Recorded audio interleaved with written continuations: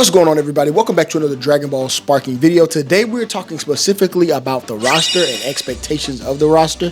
I have some very interesting articles to go over with you guys, so if you would lock in, hit that like button, make sure you subscribe if you're new. Let's get into this new information. So if you haven't watched my last video, I suggest you go ahead and watch it. I went ahead and covered all the information we have on Dragon Ball Sparking Zero up until this day, and I wanted to get in great detail about the roster as well, so I decided to dedicate this video specifically just to the roster. Let's talk about all the characters coming to the roster, if this roster will have a comparable size or even a bigger size than Budokai Tenkaichi 3 like most fans want, or will it be a smaller roster and a more tight-knit game, and maybe we get some more characters after the fact of DLC. Let's get into it. Let's start off with the confirmed roster so far in the game. This is from the trailer, so this is no speculation. This is everybody that's confirmed, it's shown in gameplay. We have Goku, obviously, Vegeta, because what Dragon Ball game would be without Goku or Vegeta? That'd be insane. So we have Goku, Vegeta, we have we have Frieza, we have Dragon Ball Super Broly. All right, I'm a big fan of Dragon Ball, like Dragon Ball Z Broly, the original Broly, the legendary Super Saiyan Broly. I feel like, of course, he's going to be in this game. But, you know, obviously Dragon Ball Super Broly at this moment sells more. So there you go. We have Piccolo, we have Krillin, we have Tien, we have Yamcha, my boy. We got Dragon Ball Z Trunks. We did see Dragon Ball Z Trunks. We got Android 18. We have Perfect Cell. We have Hercule. Hercule came out of nowhere. I was like, fuck Hercule. We have Majin Buu. We have Dragon Ball Super Trunks.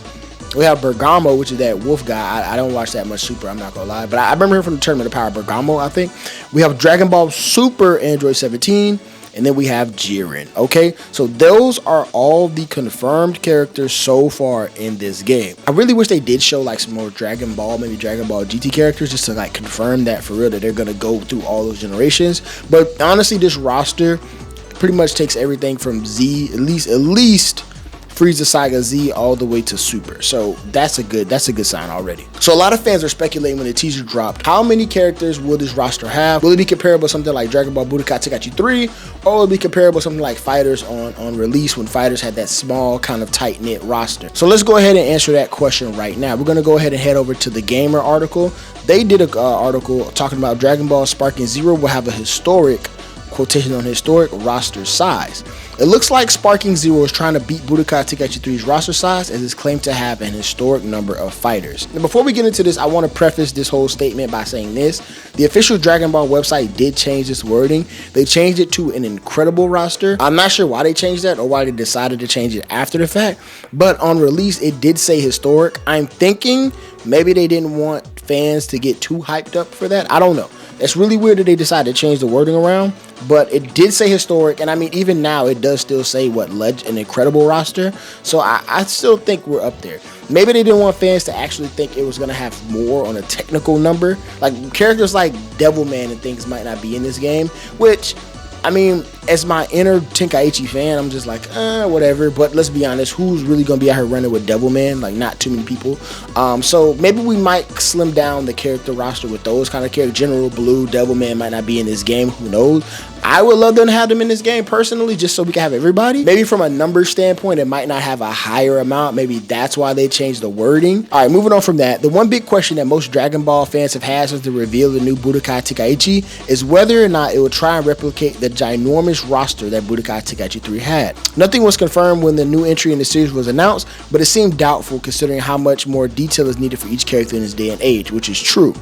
All right. So just for context, Budokai Tenkaichi 3 has a total of 161 characters if you include all the transformations, which is going to be a very high bar for Sparking Zero to clear. Like I said, on a technical level, we might cut down. It might have 140. It might have 150. It might have 120. That's still a lot of characters. Still probably going to cover mostly everybody, but they might cut down those filler characters. Now, actually, I'm going to take a look at the end of this video at Tenkaichi 3 roster and just see which characters I think they might cut that might not actually push it over that 161 mark.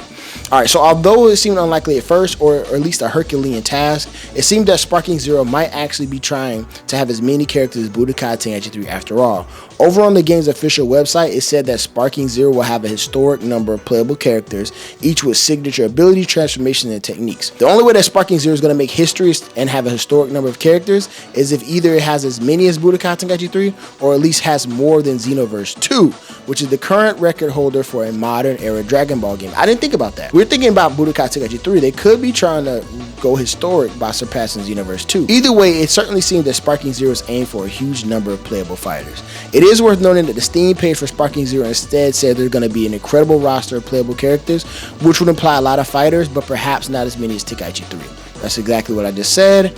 So that closes out that. But like I said, take it for what you will. Either you want to go with historic or incredible. Either way, that's still a pretty big number. I at least, if you want to ask me for my expectations, I expect this game to launch with at least 80 to 100 fighters. 80 to 100, and then DLC. Obviously, this game is going to have tons of DLC. 80 to 100 fighters is really good. 100 on the far end, 80 on the small end. Now, my inner gamer says they give us everything and no microtransactions. But let's be honest. Let's put ourselves in today's reality. We're gonna have DLC.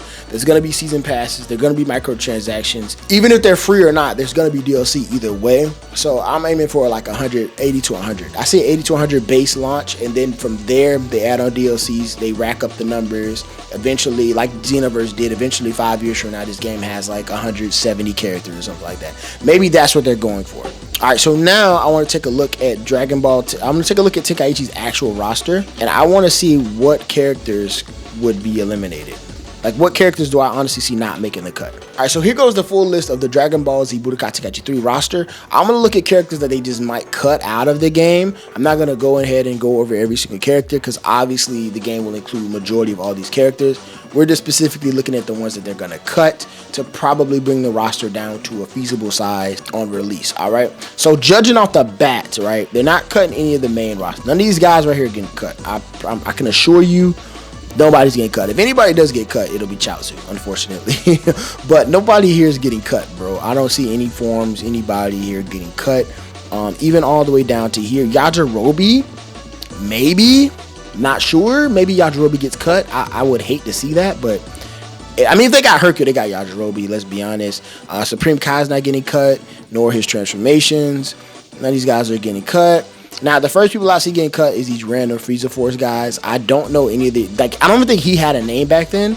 I know this is a Pule, but I don't know his name. Now, Kui might not get cut. He might make the cut. I don't know. But these two guys would definitely probably be cut. I'm not going to lie to you. The whole Frieza Force still stays. The rest of these guys stay. Salsa, maybe. Maybe Salsa gets cut. Who knows? I'm just looking for really unimportant characters that didn't impact the plot at all. Devilman might get cut for sure. General Blue, I can see him being cuttable. Grandpa Gohan, he has to stay. He's for the culture. Arale might be cut. I can see Ader being cut. I could see Nam being cut. I can definitely see Chi-Chi being cut. But other than that, I mean, the roster looks pretty much, other than those characters, I don't see anybody else that would definitely be cut out of this game.